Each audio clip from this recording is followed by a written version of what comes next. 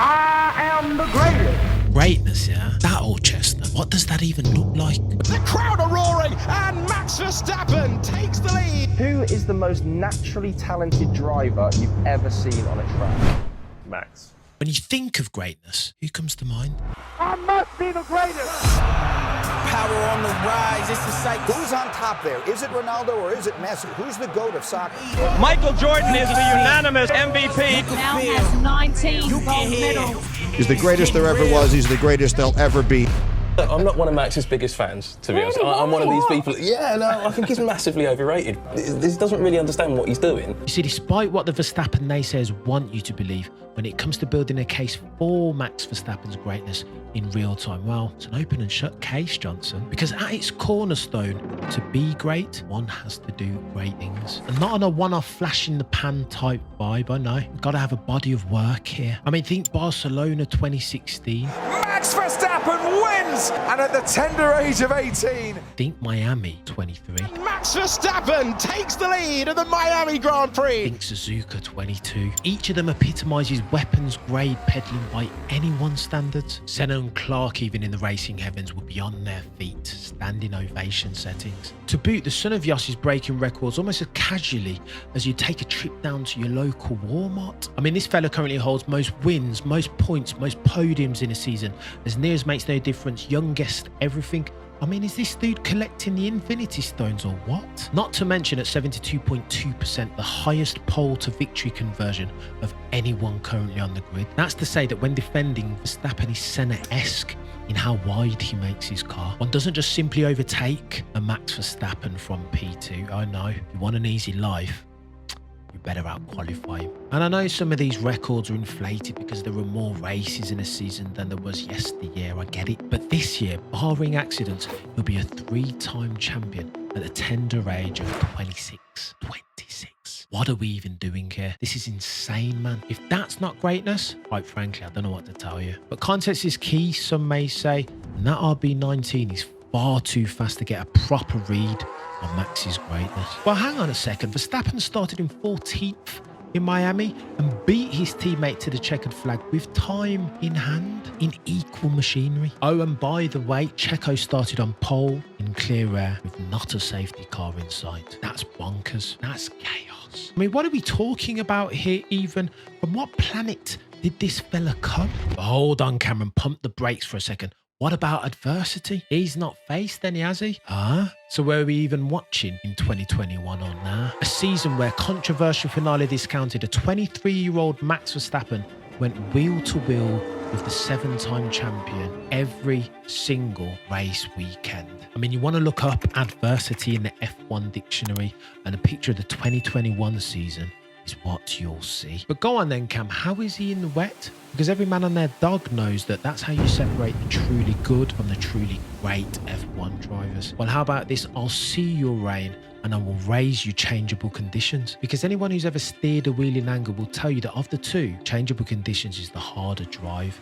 You have more balls to juggle, more questions to answer. Where's the grip going to come from one lap to the next? Am I on the right tyre? If not, when do I pit and what tyres do I pit for? This was the racing Rubik's Cube that the drivers had to solve for this year in Monaco. And Verstappen, well, he was a fish in water, wasn't he?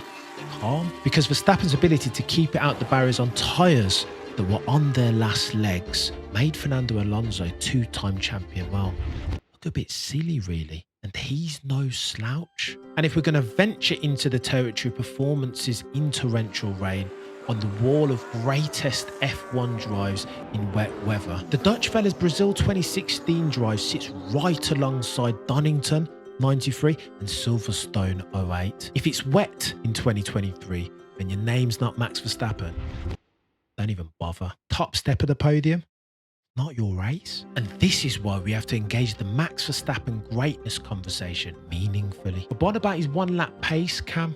Because he's not that great in quali, that Verstappen fella. Well, you saw Monaco quali this year, didn't you? Where we were privileged enough to experience a Sector 3 that some aficionados said was the best Sector 3 around any track that they'd ever seen. Senna's pole lap in 88 included. And that's saying something. Because going into one of the shortest sectors on the F1 calendar, he was 2 tenths down on Alonso. 2/10, and he finished the lap a 10th up. You don't just gain 3/10 on Alonso in a sector that spans less than 20 seconds. I mean, you couldn't write it in a book of fiction. I wouldn't believe you. In 2023, there's a certain inevitability about Max Verstappen's work. I mean, he's doing impossible things on four wheels on a weekly at the moment. Those Monaco barriers, they pull no punches. Go ask Checo Perez if you don't believe me. But as Verstappen so delicately threads the needle through those Monaco city streets, he makes a willing dance partner out of those barriers. Because you see, in the relentless pursuit of perfection, greatness is the ability to tap into the greatest of your abilities in the moments where you need them most. And Monaco this year is proof positive that this fella has all of that in his locker.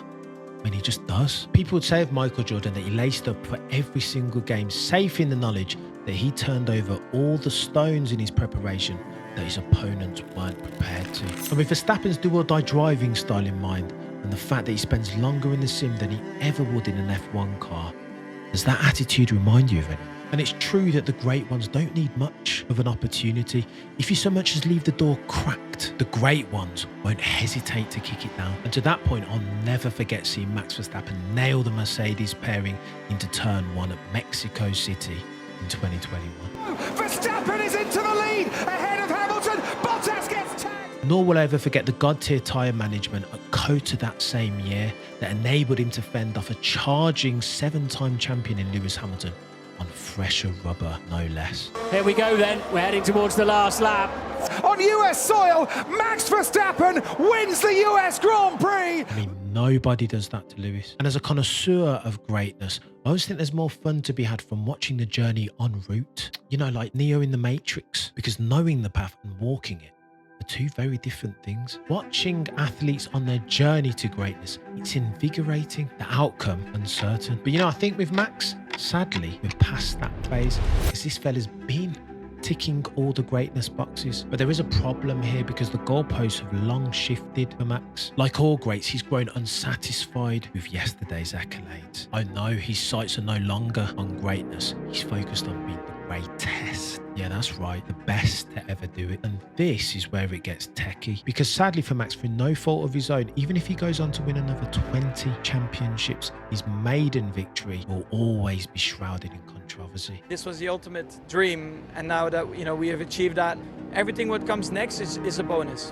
What comes next has been controversy. And some will say that being embroiled in that level of controversy is an automatic DQ when it comes to the race for the greatest of all time. And you know, they might be onto something. I mean, think Schumacher, think Maradona, think Tiger Woods, think Ben Johnson. Oh, it's a tough one, this. And since there's no official panel of arbitration to determine who's the greatest, nor even an official F1 Hall of Fame to speak of, the tale of whether Max Verstappen will one day be in the conversation for the greatest of all time will ultimately be told by his story.